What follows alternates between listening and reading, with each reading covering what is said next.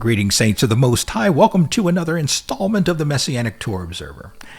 Rod Thomas coming to you on a beautiful, beautiful fall preparation day here in the DFW.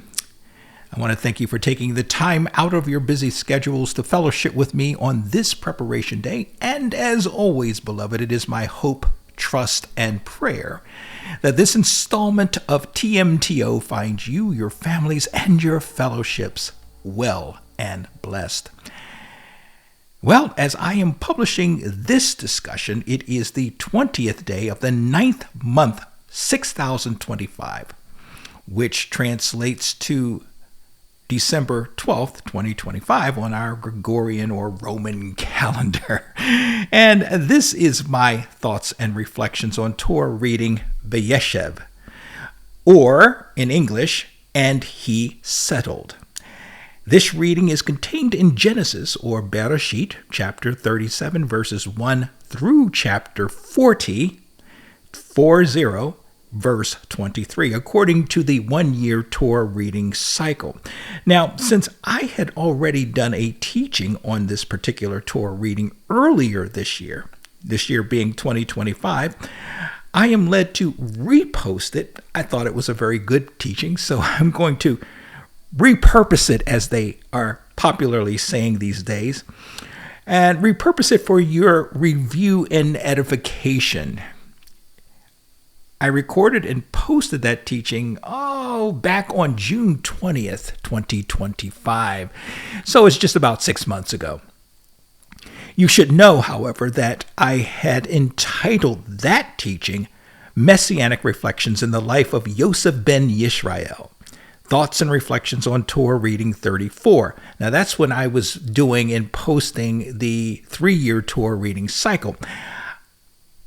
I finally figured out that most people were very confused by the 3-year Torah reading cycle versus the 1-year Torah reading cycle, since the vast majority of brethren in our faith community adhere to the 1-year Torah reading cycle. So I stubbornly, but I did, gave in, and I've gone back to the 1-year Torah reading cycle, just so that you know that it helps us to stay all on the same page instead of just adding another slight layer of divisiveness into the mix, which I never really intended to, but it kind of would have been something to cause further confusion. So I'm back to the 1-year Torah reading cycle.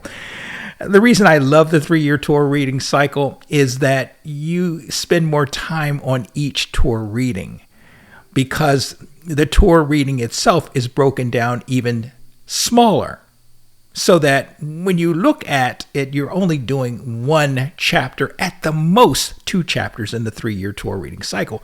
Whereas if you're doing the 1-year Torah reading cycle, you're looking at 3 or 4, even more chapters and verses that you got to cover and discuss and teach on in one episode, in one installment, in one teaching. And that, for people who have only a small amount of time, and many of these Torah readings in the 1-year cycle are chock-packed with valuable content and teaching opportunities and learning opportunities, and you just don't have the time to cover them all.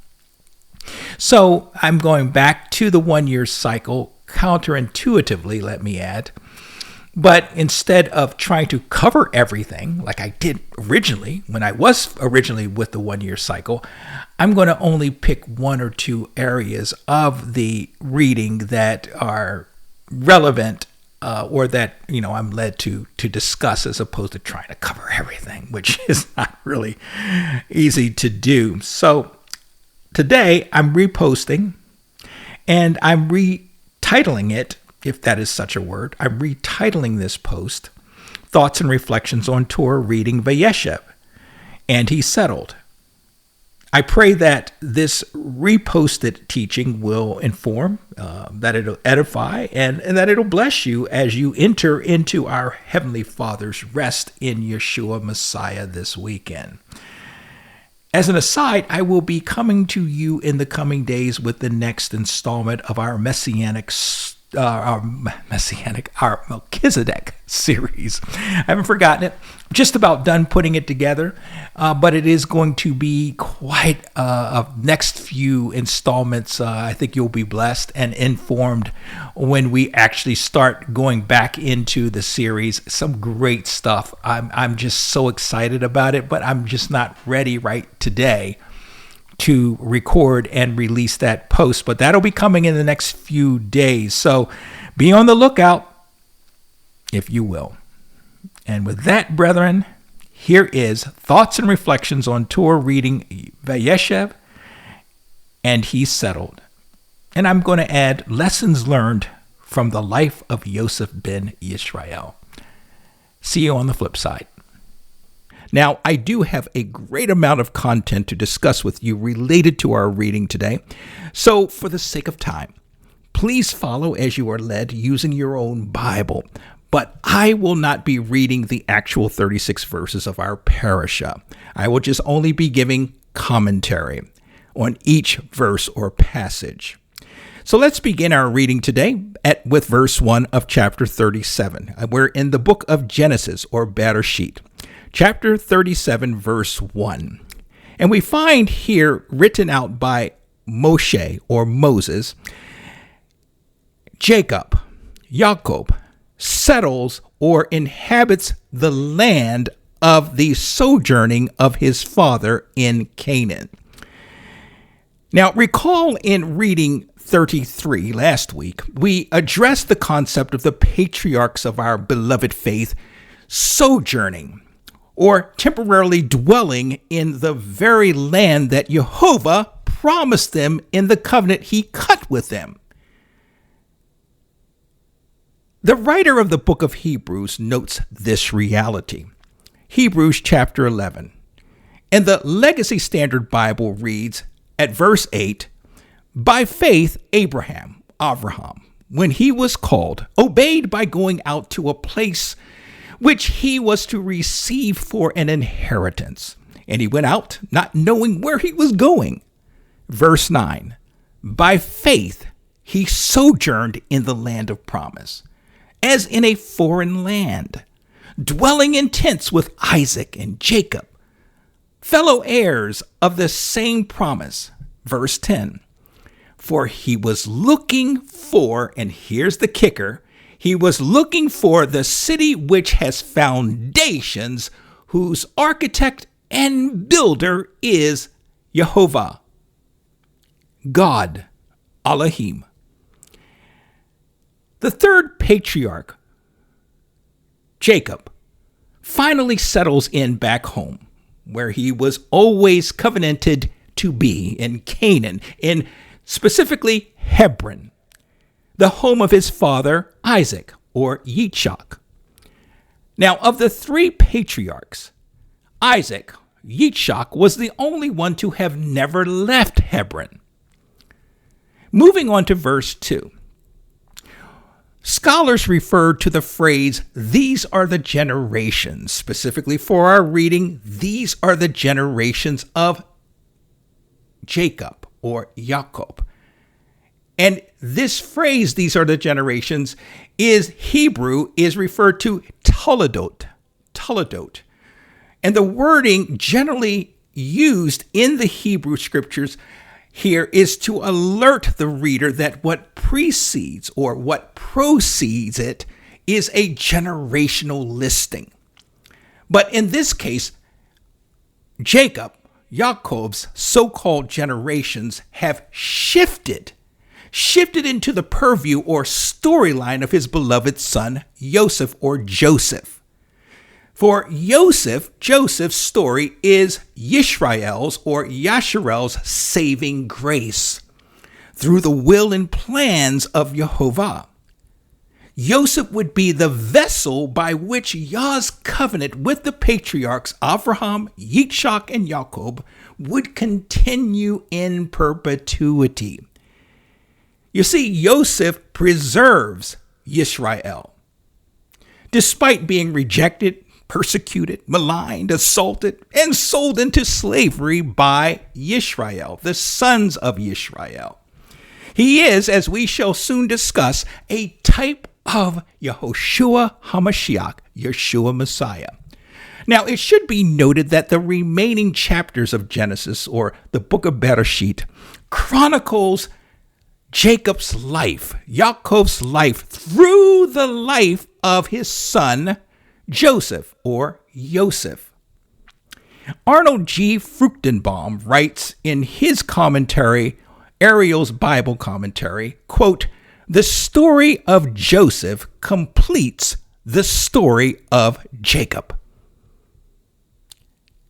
So we begin the story of Joseph,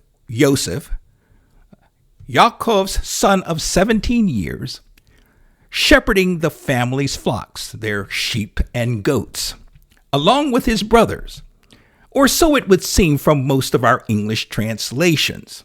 Now, Jewish tradition holds that Joseph's age of 17 would have put him at the age common for marriage in those days. This then hints at, according to Moshe's narrative here, Yosef assuming the role of the son of the covenant. Now, no other son of Yaakov, of Jacob, at this juncture of Hebrew history, seemed to have the unique character to assume the son of the covenant role, which is not saying a lot since Yah does the choosing who the succeeding sons of the covenant are to be. But we will see evidence that Yosef ideally became the son of the covenant by the various Jehovah-ordained events that peppered his young life. For example, in his dreams, him being the beloved of his daddy Yaakov, his ascendancy to Egyptian rulership, and so much more. His wisdom, his godly wisdom, it's an amazing story in parallel. Not only will Yosef, through the wisdom gifted to him by Jehovah, save Yisrael, save Yasharel, but most of the nations in the Sinai Peninsula. The Hebrew term tended, such as tending the flock, as used here in this verse, is ro'et, which also suggests Yosef shepherded his brothers. Interesting, huh? And it would make sense in the context of this story, the broader context of this story, that Yosef would be tending his brother. And we'll see a little bit more of that as we continue along the storyline. Now, the text denotes that Yosef was a helper of the sons of Bilhah and Zilpah, which the JPS Torah commentary explains as Yosef primarily fraternized with Dan, Naphtali, Gad, and Asher.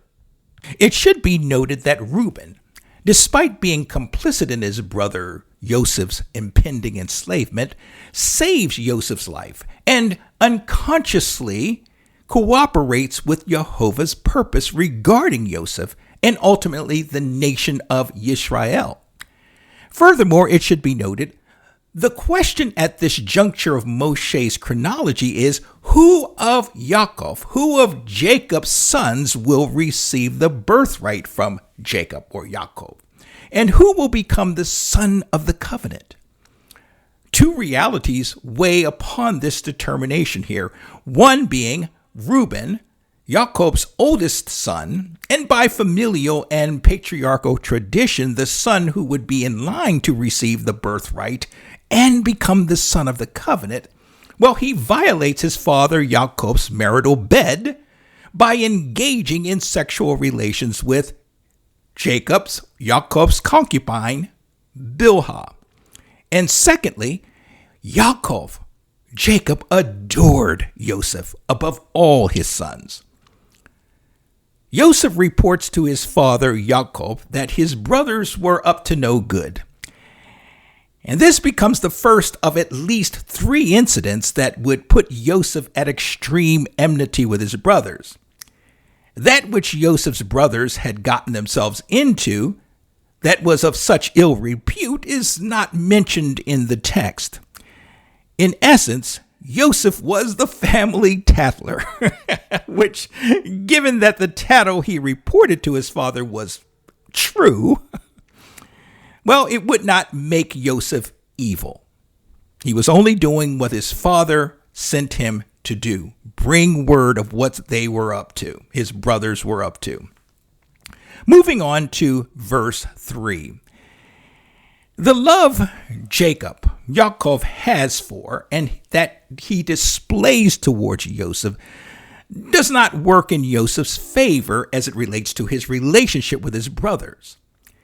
Moshe declares the reason Yaakov, or Jacob, adored Yosef above all of his sons was that Yosef was a son of his old age. Despite Benjamin being younger than Yosef, Yosef was Yaakov's true love, as though he were his firstborn son. Thus, Yosef was special to Yaakov in this sense. Arnold Fruchtenbaum suggests it is Yosef's firstborn sonship to Rachel that, in Yaakov's mind at least, makes him Yaakov's firstborn, worthy to receive the birthright. As a token of Yaakov's love for Yosef, Yaakov makes his beloved son a robe with long sleeves, a ketonet pasim. E.A. Spicer, in his book Genesis, Introduction, Translation, and Notes, describes Yosef's long-sleeved garment or robe as, quote, an ornamented tunic, end quote. Conversely, Nahum M. Sarna, in his article in the JPS Torah commentary, suggests that the meaning of ketonet pasim is unclear, but the Septuagint, that being the Greek translation of the Old Testament, and the Latin Vulgate render ketonet pasim as, quote, a robe of many colors, end quote.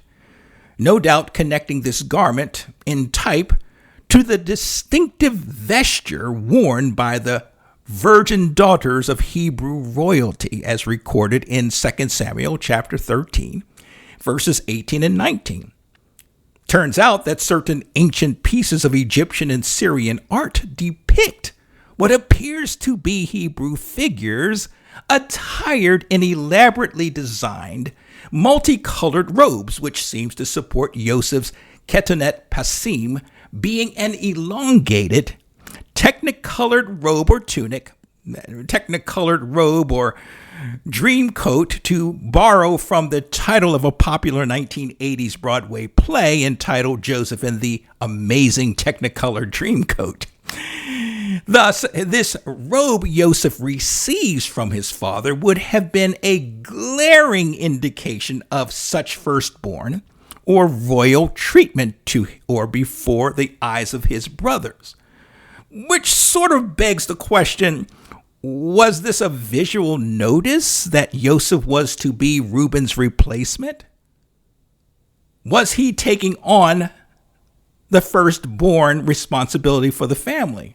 Would he receive the covenant promises? Would he receive the birthright? Was Yosef's ketonet pasim a brutal, in-your-face response to Reuben's transgressions? Was this in line with an ancient Near Eastern practice, maybe, of Yosef being appointed by Yaakov as his clan's future leader? All these questions swirl around this Technicolor Dreamcoat. Regardless of the specific nuances at play here, the loudness of Yosef's Technicolor Dreamcoat would have been a constant reminder and source of anger, hatred, and jealousy for his brothers to draw from. Going to verse 4. Here, Moshe hangs this hatred, this anger, this jealousy that the brethren have towards their younger brother on the fact that their father, Yaakov, loves Yosef more than he loves them. Consequently, the brothers share no harmonious relationship with Yosef, according to the text. So what this verse is saying to us is that every attempt by Yosef to socialize with his brethren is rejected by them. And that's how much Yosef's brothers despise him. What a terrible situation for any of them to have lived in. The brethren's rejection of Yosef was, in effect, a rejection of Yaakov, of Jacob, their father, and also a rejection of Yehovah, their father's sovereign. Yah does the juxtaposing, the setting up of the family dynamics. So their rejection of Joseph was a rejection of Jacob and a rejection of Yehovah. Indeed, Yeshua, our master, was rejected by most of Judah because he, like Joseph, was beloved of his father. Moving on to verses 5 and 6.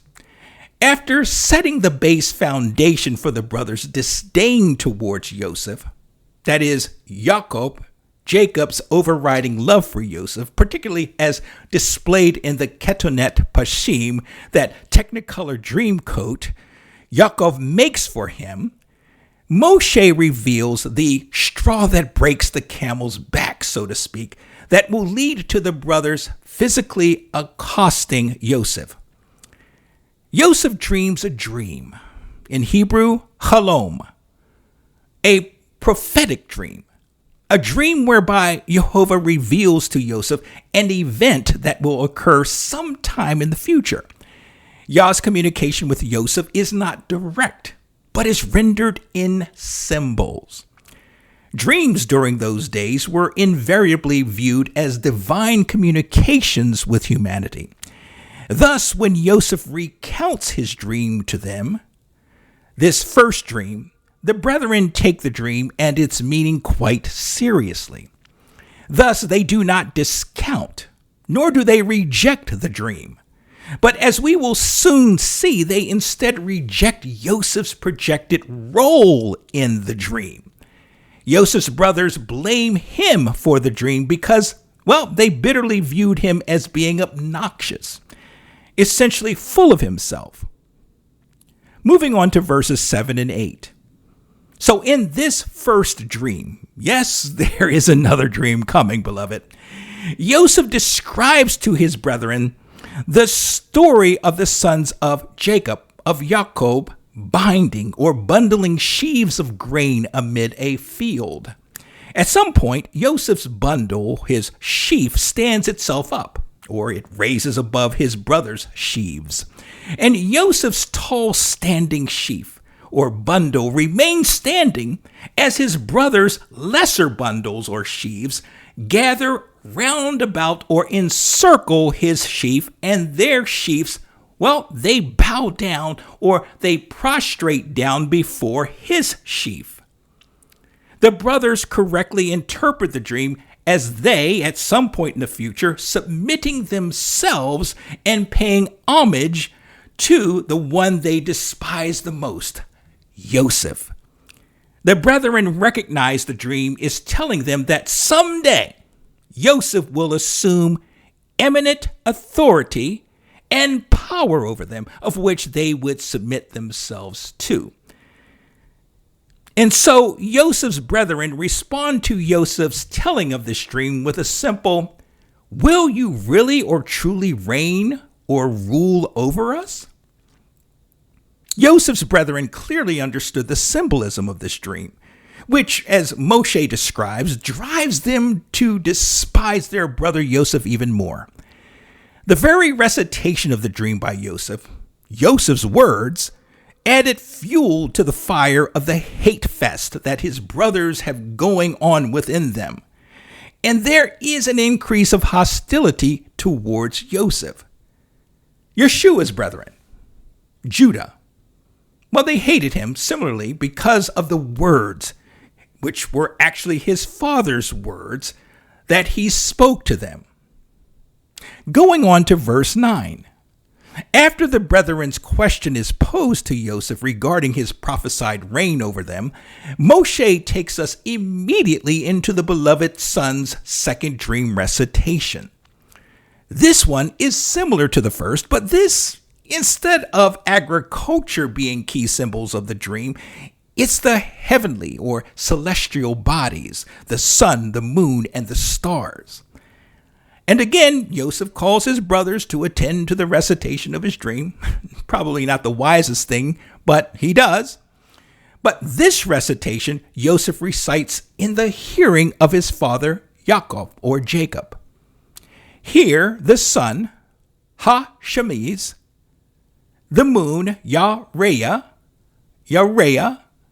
and 11 stars, Kohavim, are all prostrating, bowing down before him, Mishtahawin, in a sense paying homage to him, submitting to his authority and name, even possibly considered to be worshiping him.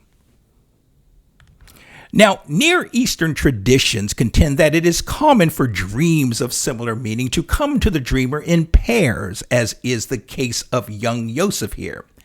This dream, however, it takes on a grander scale in terms of its symbolism.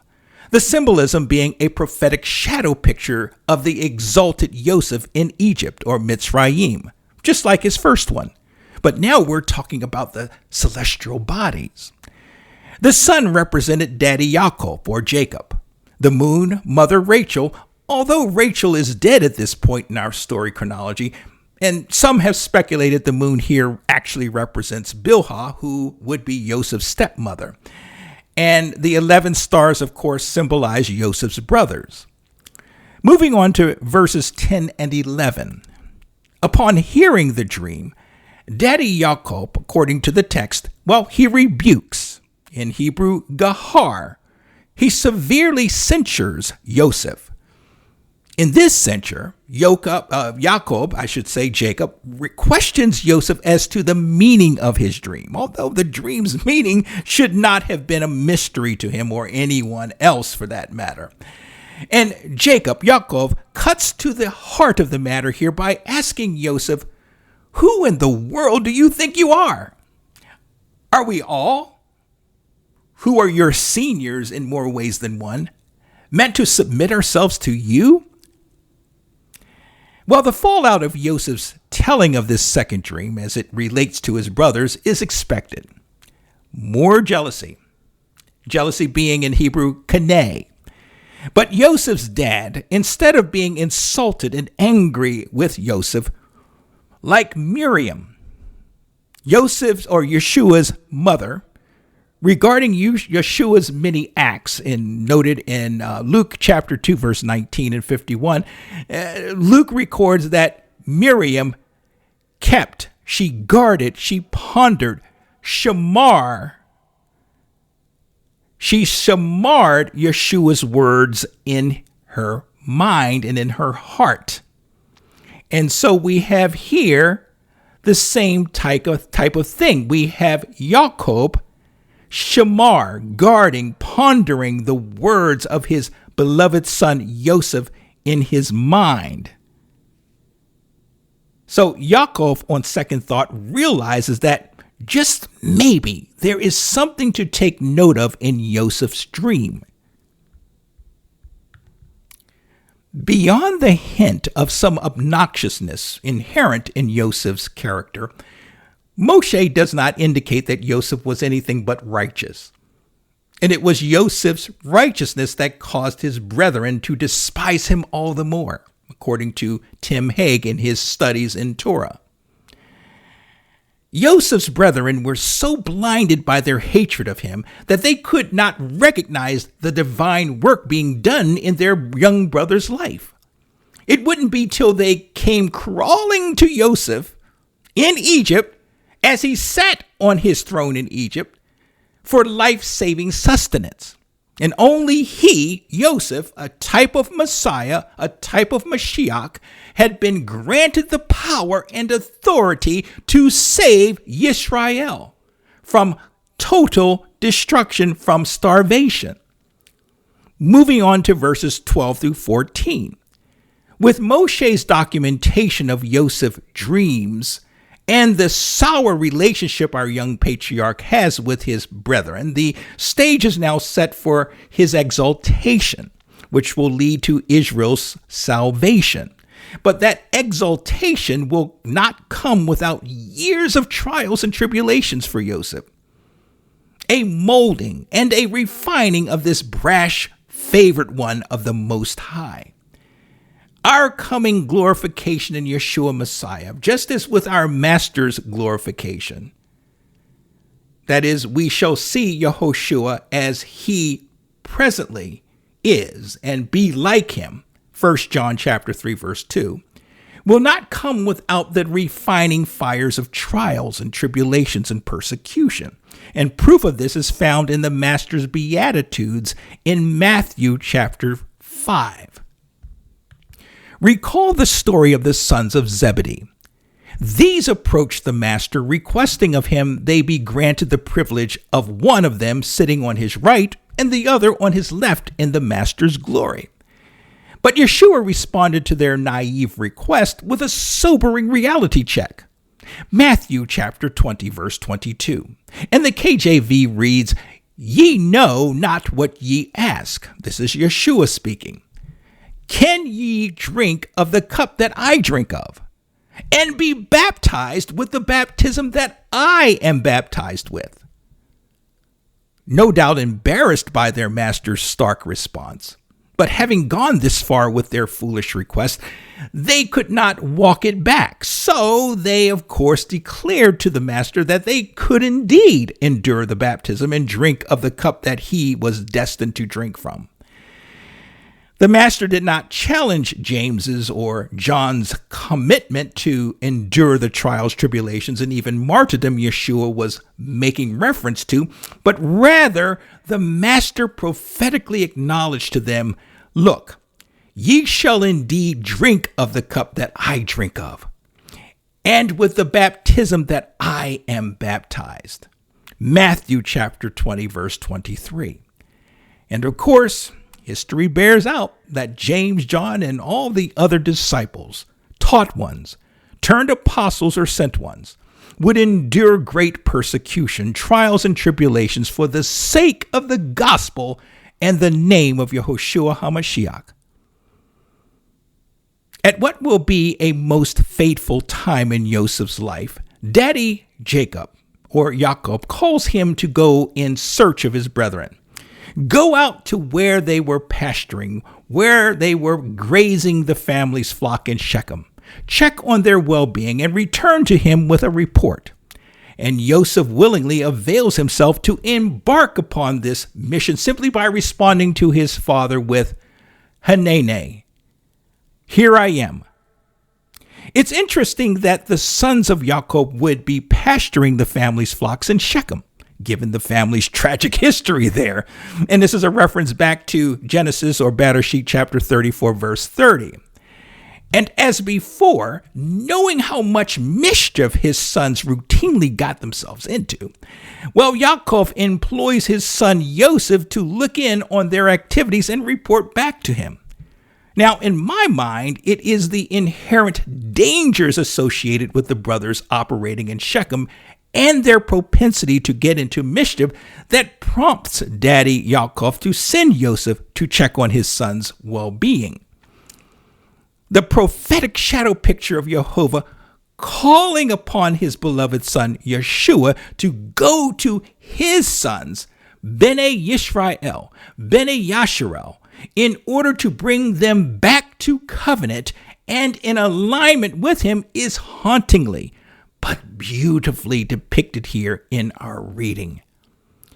When the Canaanite woman begs Master Yeshua to deliver her demon-possessed daughter, he responds to the moment by declaring to his taught ones, "I am not sent but unto the lost sheep of the house of Yisrael." Matthew chapter 15, verse 24. Abba Yah declared to Yisrael, through Moshe, that he would raise up unto them a prophet, that prophet would be Yeshua. And he would raise Yeshua, that prophet from their midst, like unto them, that they must hearken.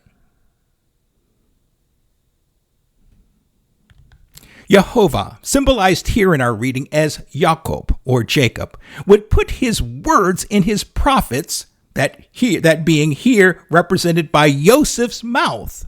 And this prophet, Yeshua, fulfillment of Yosef, shall speak unto the nation Yisrael as his father commands him. See the parallel here? It's beautiful. Deuteronomy chapter 18, verses 15 through 18. And like Yosef, Yeshua is instructed to go to his brethren who are pasturing in the dangerous city of Shechem, symbolic of the world. Check on their well-being, their shalom or their devar, and return and report back to him of their situation. Like Yosef before him, Yeshua came to his own who received him not. John chapter 1, verse 11. Describing himself before synagogue attendees in Nazareth one Shabbat, the master recites a portion of Isaiah or Yeshayahu chapter 61, verses 1 and 2. He reads, "The Spirit of Jehovah is upon me, because he hath anointed me to preach the gospel to the poor. He hath sent me to heal the brokenhearted, to preach deliverance to the captives, and recovering of sight to the blind, to set at liberty them that are bruised, to preach, the acceptable year of Jehovah." Hallelujah. Luke chapter 4, verses 18 and 19, the KJV rendering. Thus, the shalom, or the devar of Yisrael, is symbolized in Yosef being sent to see to the well-being of the sons of Yisrael and his father's flocks. Remember, Jacob was given the new name Yisrael, Israel. So when you hear me talk about Yisrael, the sons of Yisrael, it's literally his new name. Jacob's new name was Yisrael. So upon preparing to meet his passion and be exalted unto his father, recall that Yeshua reports to Father Yah all that he's accomplished out of obedience to his instructions.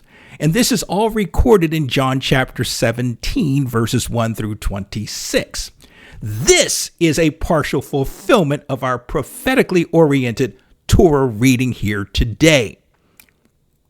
It should be noted that Yosef would embark upon a 50-mile journey to Shechem from Hebron.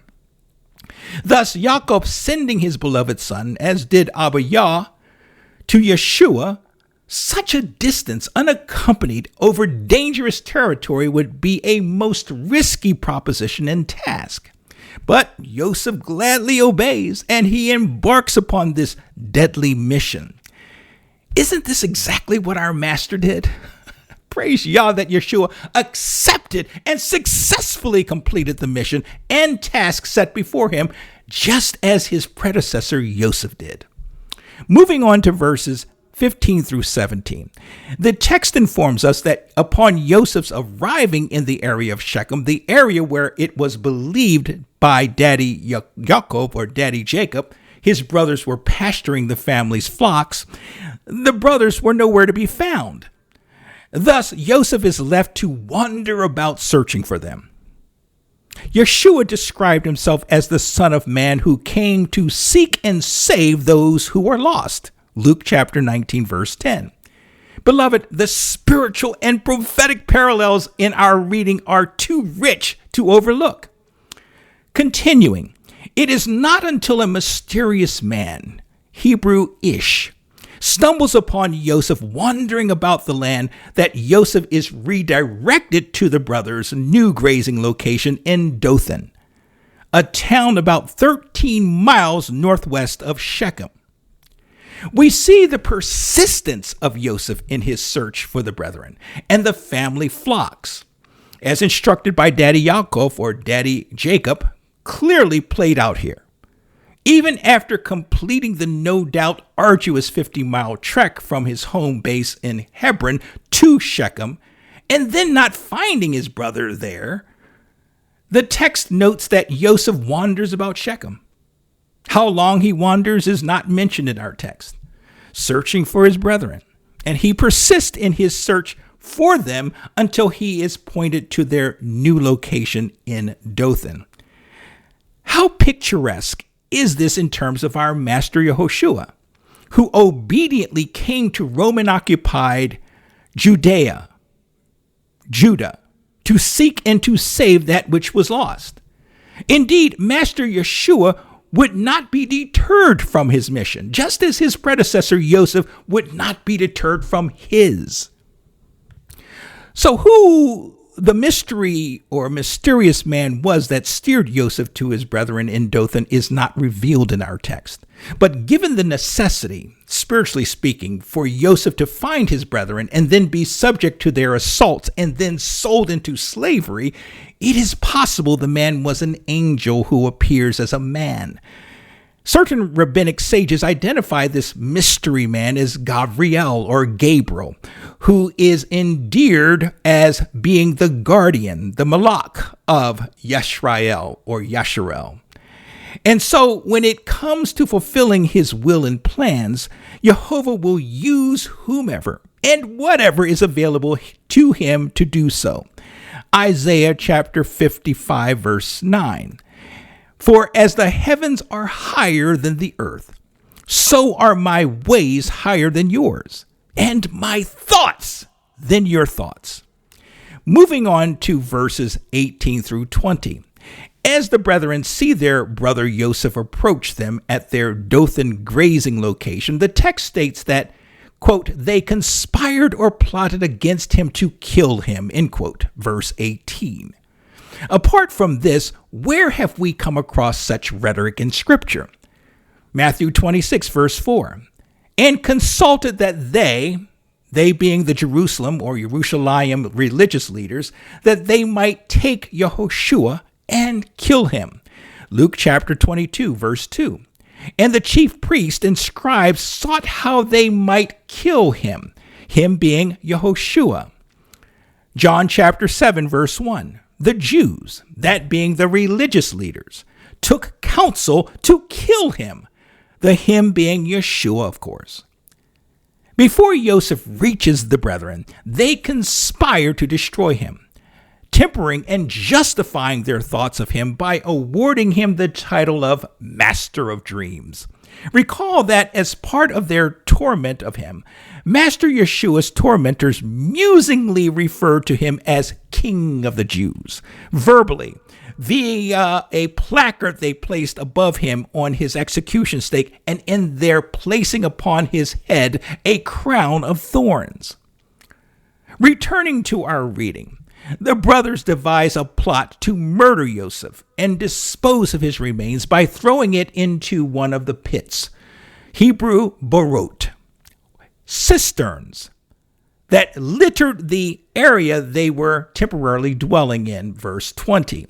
A borot or cistern is a hole that the ancient natives of the land would dig out in either the ground or a rock to capture rain for drinking water. And upon discarding Yosef's remains, the brethren would tell their father Jacob that Yosef was killed and devoured by a wild animal.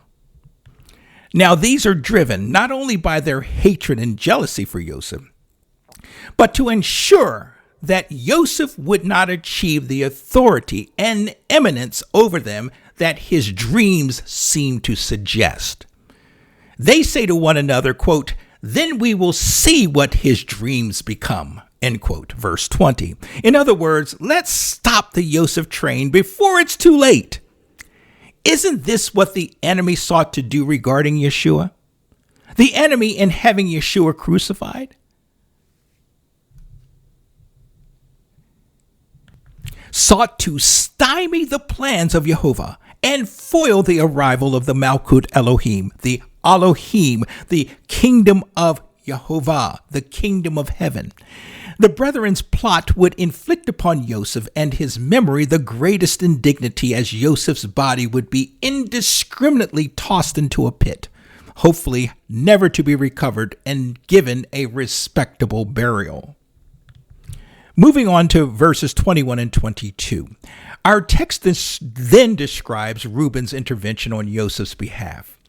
Being the oldest of all of Jacob's sons, Reuben's words, his esteem as the oldest son, would stymie or it would alter the conceived murder plot leveled at his younger brother.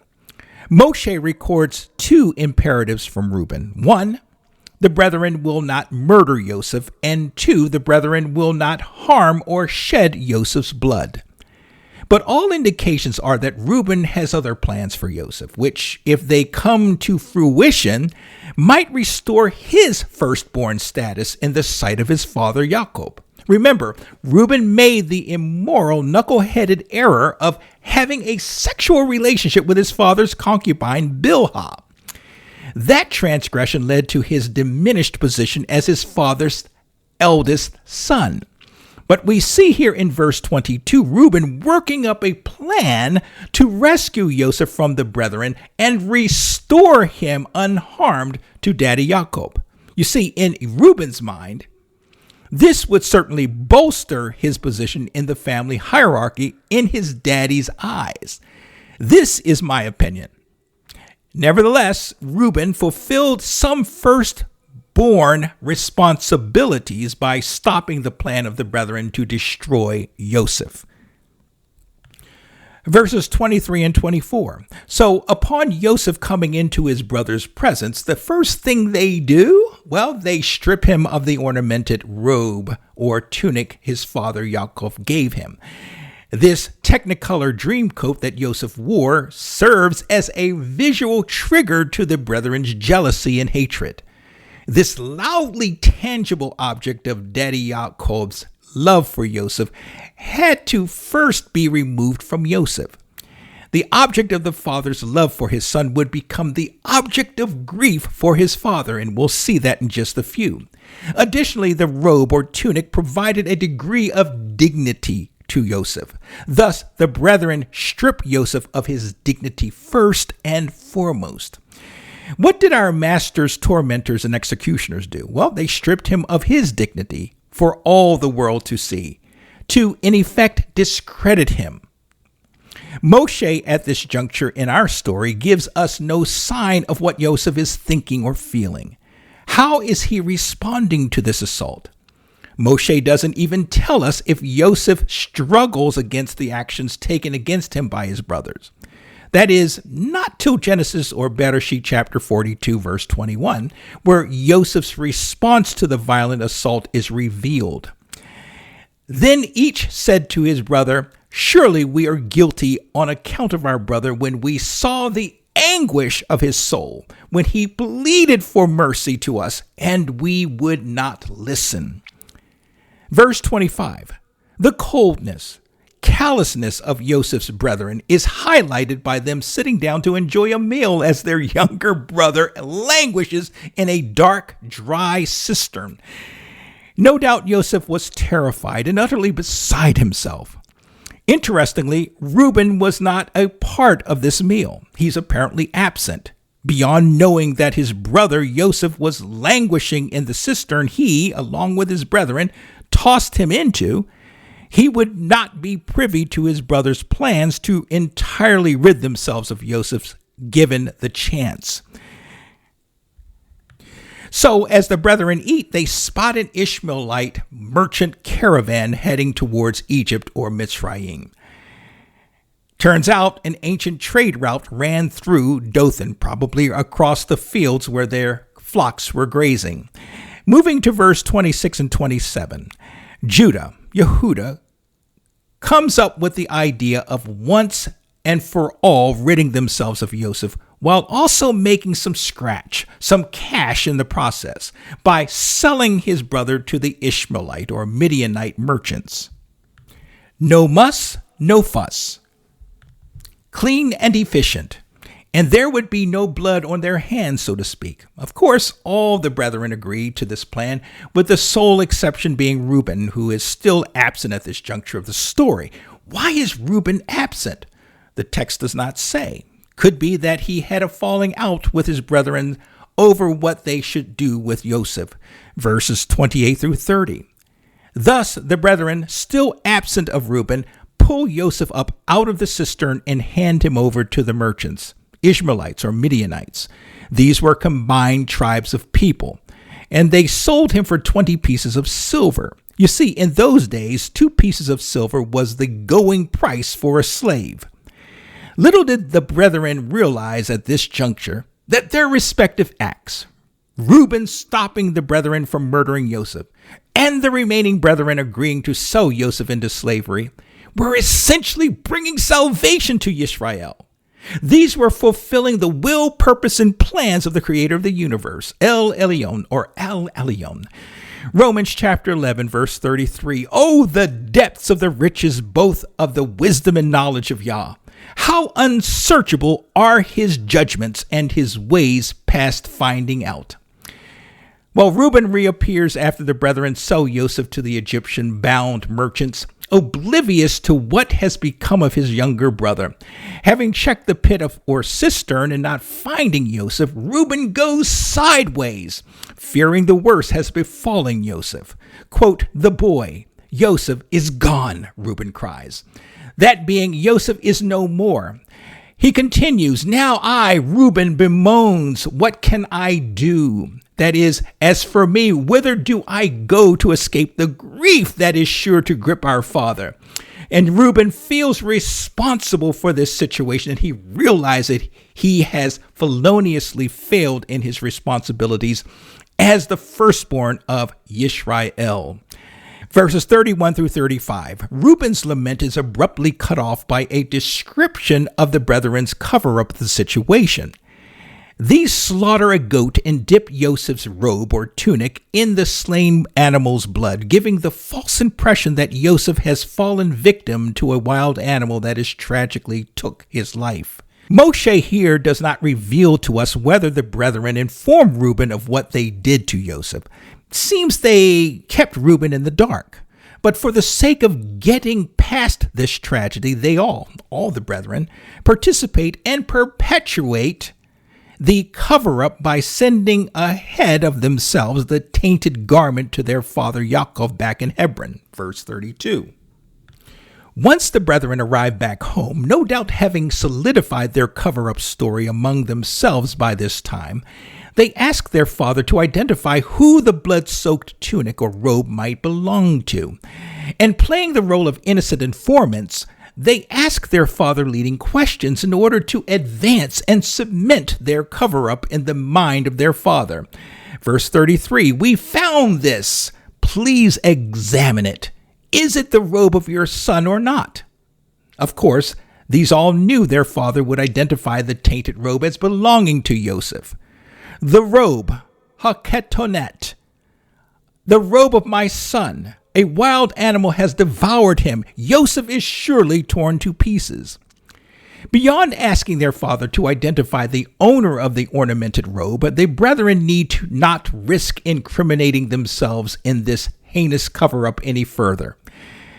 For their father, Yaakov, puts the pieces to this contrived crime together in his own mind and his own utterances of extreme grief. And as common among the ancient Semites in these days, upon learning of a tragedy such as the death of a loved one, Yaakov rents the very clothes he is wearing, adorns sackcloth about his hips or loins, and engages in several days of mourning over the loss of his beloved son, verse 34. Yaakov is inconsolable, so much so that he declares he will accompany his son Yosef in death, verse 35. No doubt the patriarch felt responsible for Yosef's presumed death, having sent him out in search of his brethren and the flocks alone, out into the dangerous lands. In verse 36, and immediately Moshe shifts over to Yosef's real-time situation. The Midianites sell Yosef to an Egyptian by the name of Potiphar. Potiphar meaning the gift of Ra, whom the text describes as a court official of Pharaoh and a commander of the guard, that being the chief of the executioners. Let's look at some spiritual applications and some closing thoughts and reflections. On the subject of dreams and Hebrew dreamers, Fruchtenbaum, in his commentary on Genesis, notes that Yah frequently spoke to his people through dreams, as mentioned in Numbers chapter 12, verse 6. And he, Yah, said, "Hear now my words. If there be a prophet among you, I, Jehovah, will speak unto him in a dream." Indeed, in a broad sense here, Yosef would be a prophet. And because Jehovah is often revealing to his dreamers his will and plans, within Hebrew society there would be no need for an interpreter of said dreams, such as the case here in our reading. Secondly, Yah employs Hebrews to interpret the dreams of non-Hebrews, as noted in various historic scriptural passages such as Joseph to the Egyptian and Daniel to Babylonian officials and rulers. And thirdly, Yah, through various means, including dreams, reveals himself, his will, and his plans to his people, who are then meant to reveal those received revelations to the world. Hebrews chapter 1, verse 1, Jehovah, who at sundry times and in divers manners, including dreams, spake in time past unto the fathers by the prophets. Romans chapter 3, verses 1 and 2. What advantage then hath the Jew? Much every way, chiefly because that unto them were committed the oracles of Yah. Then we have this prophetic passage, the content of which is clearly linked to the reading before us today. Revelation chapter 12, verses 1 and 2. And there appeared a great wonder in heaven, a woman clothed with the sun and moon under her feet, and upon her head a crown of 12 stars. Verse 2. And she being with child cried, travailing in birth and pain to be delivered. This is a fulfillment of the prophetic shadow that is depicted here in Joseph's second dream. But the revelation symbolism here is distilled down to the woman being Yisrael, as the nation is often depicted as Jehovah's wife. Now, our Torah reading provides us with a rich messianic prophetic shadow picture. Virtually every aspect of the Yosef story is depicted in our reading is reflective of the person and ministry of Yeshua Messiah. Like Yosef, Yehoshua was beloved by his father Jehovah. Matthew chapter 3 verse 17 and Matthew chapter 17 verse 5. Like Jacob did to Yosef, Jehovah appointed Yeshua to shepherd Yisrael. Mark chapter 6 verse 34. Yosef was destined to become royalty. Yeshua was and remains as royalty. And there's coming a day, beloved, as occurred when Yosef ruled in Egypt, when every knee will bow and every tongue confess that he, Yeshua, is master to the glory of Jehovah. Philippians chapter 2, verses 10 and 11. As Yosef eventually ruled over his brethren from his throne in Egypt, eventually Judah will receive Yeshua as her Messiah, her Mashiach. Zechariah chapter 12. Yehoshua's brethren despised him for the words he spoke, the words that came not from him alone, but from his heavenly Father. Nevertheless, like Yosef experience whereby his brothers rejected him and sought to rid themselves of him, Yeshua's brethren also rejected him. John chapter 11. Like his predecessor Yosef, Yeshua would be killed by his brethren, the very ones he was sent to redeem and minister to. Luke chapter 19, verse 10. He was thrown into Sheol, the grave, just like the cistern that Yosef was thrown into by his brethren. But in the end, he, like Yosef, was raised from the death and would be exalted on high by Jehovah Sabaoth. Psalm chapter 110. Often that which man tends for evil, Yah uses for good. Genesis chapter 50, verse 20. In the case of Yosef, his brethren intended to rid themselves of him. But Yah exalted Yosef to the throne of Egypt, and Yisrael's would be saved from the devastating famine. In the case of Yeshua, the enemy attempted to stymie the will and plans of Yah by crucifying him. But Yah's plan of salvation, redemption, and restoration was gloriously worked through the evil actions of the enemy. Praise Yah. The gospel of the kingdom is played out in grandeur in our Torah reading today. Jehovah knows the end from the beginning, Isaiah 46 verse 10. Thus, Torah readings such as the one we studied here today are indeed shadows of good things to come, Hebrews 10:1. Oh, there are many other messianic reflections to be had from this reading, and I pray that you were blessed and edified as I have been by what we've covered and discussed today. And so we'll bring this discussion to a close. Until next time, beloved, and as always, I bid you Shabbat Shalom, Shavua Tov, take care.